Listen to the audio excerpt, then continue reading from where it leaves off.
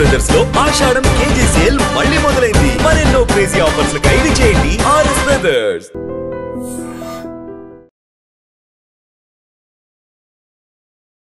నమస్కారం, welcome to I dream. ధర్మ మార్గం విత్ విజిత కార్యక్రమానికి స్వాగతం.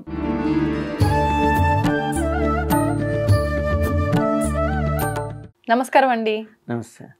సాధారణంగా అంటే మనం భార్యాభర్తలు అన్నాక గొడవలు ఇవన్నీ సహజం. కానీ కొన్ని కుటుంబాల్లో గొడవలు అయినా కూడా ఏమీ జరగనట్టు నార్మల్గా ఉంటుంటారు. కొన్ని కుటుంబాల్లో మాత్రం అదే కంటిన్యూ చేసుకుంటూ 2-3 రోజుల పాటు అదే చికాకులు గొడవల్లోనే ఉంటూ ఉంటారు. అలా లేకుండా వాళ్ళ దాంపత్య జీవితం అన్యోన్యంగా ఉండాలి, ఈ గొడవలు ఇవన్నీ సర్దుమణిగిపోయి కుటుంబం ప్రశాంతంగా ఉండాలంటే ఏం చేయాలంటారు? ఓం శ్రీ గురుభ్యో నమః. మనకి అన్యోన్య దాంపత్యం ఈరోజు చాలా కష్టమైంది. ఎందుకంటే పూర్వకాలంలో 100కి 100 పెళ్ళిళ్ళు ఉండేవి. మన సనాతన ధర్మంలో ఎక్కడ విడాకుల గురించి చెప్పలా. ఈ రోజుల్లో 100కి, నేను రెగ్యులర్గా జాతకాలు చూస్తున్నాను కదా, 100కి 50% మ్యారేజ్ ట్రయల్ అండ్ ఎర్రర్ లాగా అయిపోయింది. అంటే వర్కౌట్ అవ్వకపోతే విడాకులు, వర్కౌట్ అవ్వకపోతే విడాకులు. వీళ్ళకి ఓపికలు లేవు, వాళ్ళకి ఓపికలు లేవు.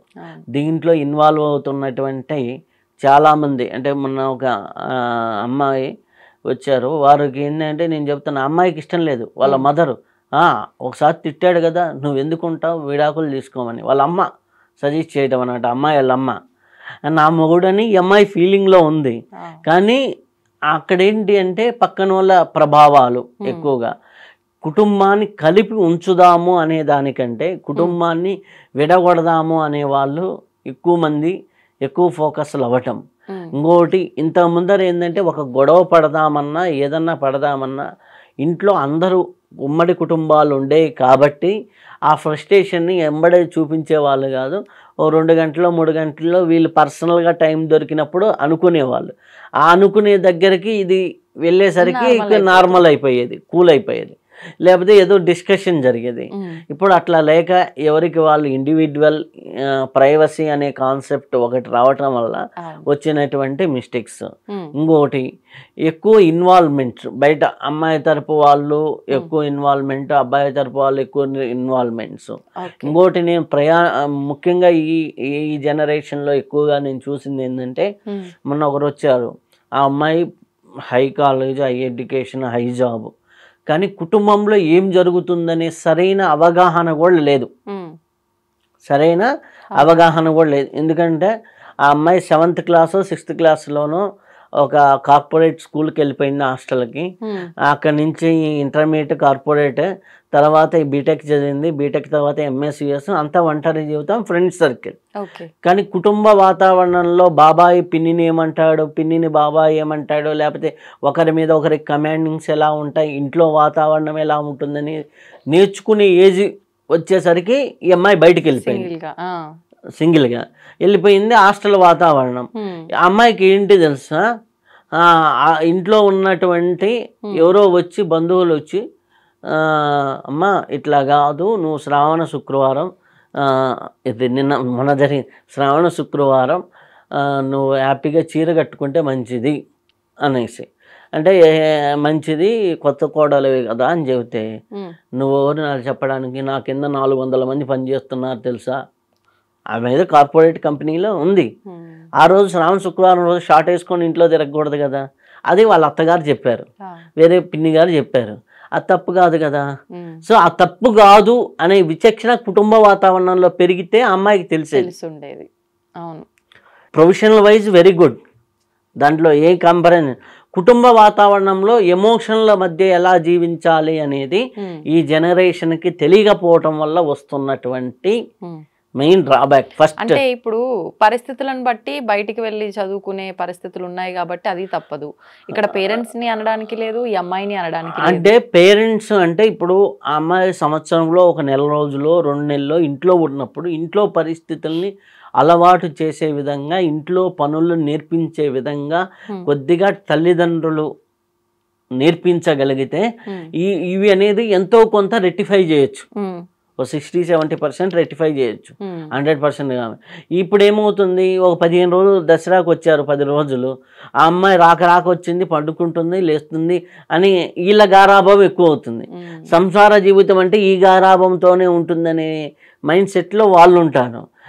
అబ్బాయిలక వాళ్ళు ఇంట్లో ఉండరు కాబట్టి అసలు సంసారం ఏంటి, లేడీస్ ఎమోషన్స్ ఏంటి, ఎట్లా డీల్ చేయాలనేది వీళ్ళకి తెలియదు. ఇంట్లో వాళ్ళు డబ్బులు పంపించారా, ఖర్చు పెట్టామా అనేది వీళ్ళ నేచర్లో ఉంటుంది. సో ఈ డిఫరెంట్ యాటిట్యూడ్ ఉన్న వాళ్ళని తీసుకొచ్చి ఒక ఇంట్లో పెడితే ఆ ఇంట్లో గైడ్ చేసే పేరెంట్స్ లేకుండా పెట్టగలిగితే ఇంకెట్లా ఉంటుంది? అలానే ఉంటుంది. ఇప్పుడు ఈ మెంటాలిటీతో ఉన్నప్పుడు గైడ్ చేసే వాళ్ళు ఉన్న గొడవలే, లేకపోయినా గొడవలే. ఇది ఒక రకమైన సమస్య, అదొక రకమైన సమస్య. అయితే ఇక్కడ మెయిన్ ఏంటంటే గ్రహపరంగా చూసుకున్నప్పుడు ఎవరికైతే శుక్రుడు చంద్రుడు బాగుంటారో, ఏది మనకి గ్రహస్థానాల్లో శుక్రుడు బాగుంటే ఆటోమేటిక్గా శుక్రతత్వం అనేది ఎమోషనల్ బ్యాలెన్సింగ్కి బాగా పనికొస్తుంది. చంద్రుడు బాగుంటే మెంటల్ బ్యాలెన్సింగ్కి పనికొస్తుంది. వాళ్ళ జాతకాల్లో ఆటోమేటిక్గా అవి బ్యాలెన్స్డ్గా ఉంటాయి. కాబట్టి వాళ్ళకి అట్లాంటి కుటుంబాల్లో ఏంటంటే కొంత బ్యాలెన్సింగ్ ఉంటుంది. పరిస్థితులను అర్థం చేసుకోలేకపోయినా వాళ్ళు చెప్పారు కదా మనం విందాం అనే ఒక నేచర్లో కొంత మోల్డ్ అయ్యి వెళ్ళిపోతూ ఉంటారు. వాళ్ళకి చాలా బాగుంటుంది.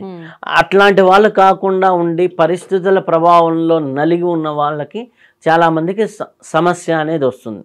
వీళ్ళకి ఎక్కువగా ఏంటి అంటే కొన్ని దేవస్థానాలు తిరగటం, కొద్దిగా దాంట్లో శక్తిపీఠాలు దర్శనం చేసుకుంటూ ఉంటాం, అది చాలా మంచిదన్నమాట. అంటే ఆటోమేటిక్ గా మారిపోతుందా అంటే బిహేవియర్ దర్శించుకుంటే? ఇప్పుడు ఒక శక్తిపీఠానికి వెళ్ళినప్పుడు ఆటోమేటిక్గా అక్కడ స్టే చేస్తున్నప్పుడు డిఫరెంట్ ఎన్విరాన్మెంట్, డిఫరెంట్ కుటుంబ వాతావరణాలను కొంతైనా అవగాహన చేసుకునే ఛాన్సెస్ ఉంటాయి కదా వీళ్ళ ఉన్న కార్పొరేట్ నుంచి బయటికి వెళ్ళేసి. సో అట్లా ఒక టెంపుల్ ఎన్విరాన్మెంట్లో ఒక శక్తిపీఠంలోకి వెళ్తే ఆటోమేటిక్గా శుక్రతత్వము చంద్రతత్వము ఆటోమేటిక్గా పెరుగుతాయి. సో వెళ్ళి కొంత ఒక నైట్ 2 nights అక్కడ ఉండి అన్నమాట. అలా వెళ్ళేసి వస్తూ ఉంటే ఒక 3 monthsకి 4 monthsకి అట్లా కనీసం ఆటోమేటిక్గా తెలియకుండానే ఈ పరిస్థితుల్ని ఆ గ్రహస్థితులు కొంతవరకు మారుస్తాయి. ఇంకొకటి దైవశక్తి అనేది కొంత అన్యోన్య దాంపత్యానికి కారణమవుతూ ఉంటుంది. అలాగే కొంత సనాతన ధర్మంలో ఉన్నటువంటి లలితా సహస్రనామం కానీ, నిత్య దీపారాధన విధులు కానీ ఇవి ఇళ్లలో చేస్తూ ఉండి కొంత స్పిరిచువల్గా కొంతసేపు యోగా ధ్యానము ఇలాంటి కొంతసేపు చేస్తూ ఉంటే ఆటోమేటిక్గా వాళ్ళ జీవితాలు అనేది అద్భుతంగా మారుతాయి. ధన్యవాదాలండి. ధన్యవాదాలు. తవ్వండి, తవ్వుతున్న శివలింగం సరే దాన్ని అట్లా కప్పేసేయండి, చూపించదండి. Krishna is there. మూర్తి పూజ కాదు, సాక్షాత్ బ్రజేంద్ర నందన భగవాన్ ఉన్నారు మూర్తిలో. ఏమీ ఆశించకుండా ఆరాధించే వాళ్ళు కూడా ఉన్నారా ప్రభుజీ? నిజమైన భక్తి అంటే మనకు తెలియదు కాబట్టి